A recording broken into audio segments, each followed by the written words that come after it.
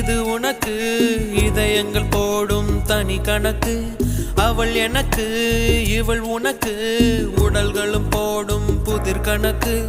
உனக்கும் இல்லை இது எனக்கும் இல்லை, படைத்தவனே இங்கு எடுத்துக்கொள்வான்.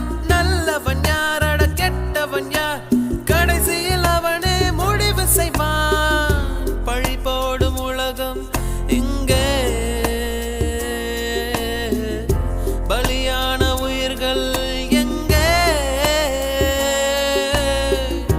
உலகத்தின் ஓரம் நின்று அத்தனையும் பார்த்திருப்போம். நடப்பவை நாடகம்